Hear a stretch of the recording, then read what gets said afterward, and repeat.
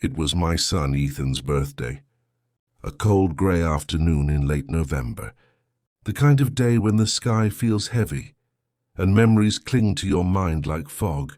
I had been planning for weeks, trying to find the perfect gift to make up for all the missed birthdays, the forgotten promises, the years when work and pride came before everything else.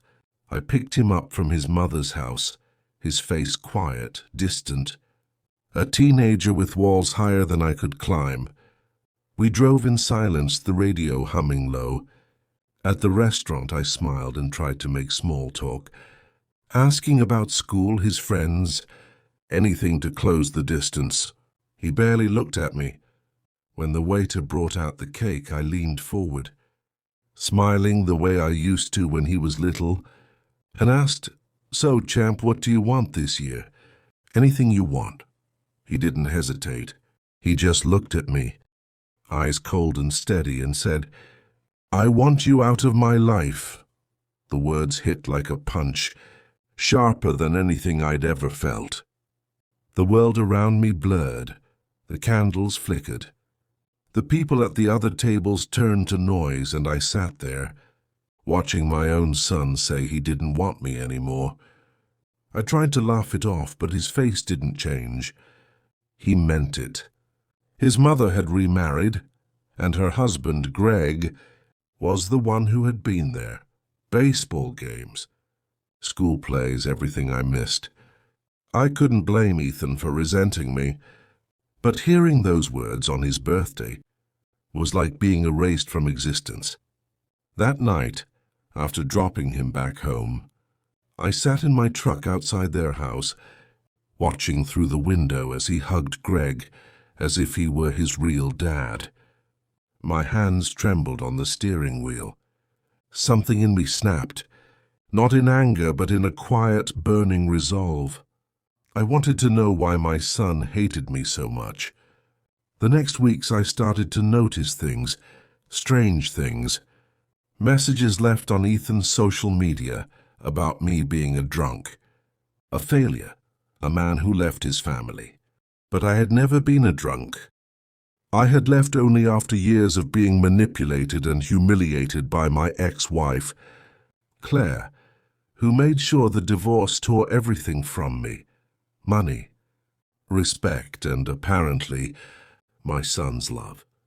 Then I learned Greg worked at the same company where I'd been laid off 3 years earlier.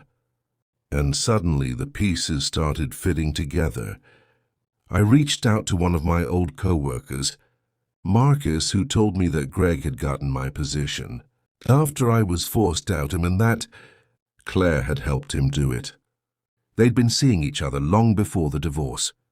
That night, as I sat alone in my small apartment, everything I'd buried for years, the betrayal, the humiliation, the loss, came flooding back.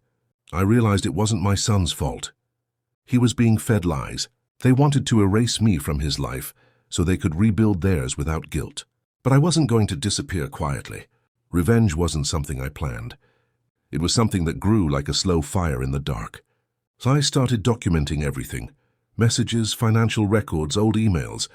I found proof that Greg had embezzled funds from the company and that Claire knew. For weeks I watched them, waiting for the right moment. One night, when I knew they were hosting a small dinner party, I sent an anonymous email to Greg's boss with all the evidence attached. Within days, Greg was fired. The company pressed charges. Claire tried to deny everything, but her name was all over the records. Their world started collapsing. But I didn't stop there.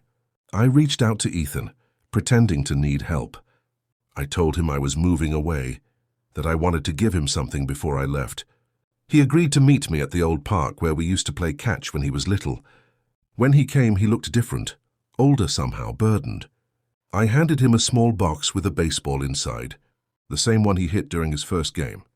He looked confused, and then I told him everything. The affair, the lies, the job, the way they had turned him against me. At first, he didn't believe me. He yelled, said I was trying to poison him again.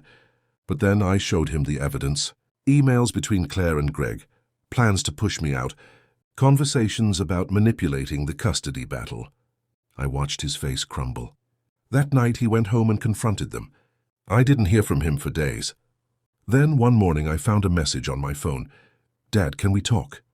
When I saw him again, his eyes were red. He said he didn't know what to believe anymore, that his whole life felt like a lie. I told him I didn't want revenge anymore. I just wanted him to know the truth. But revenge had already done its work.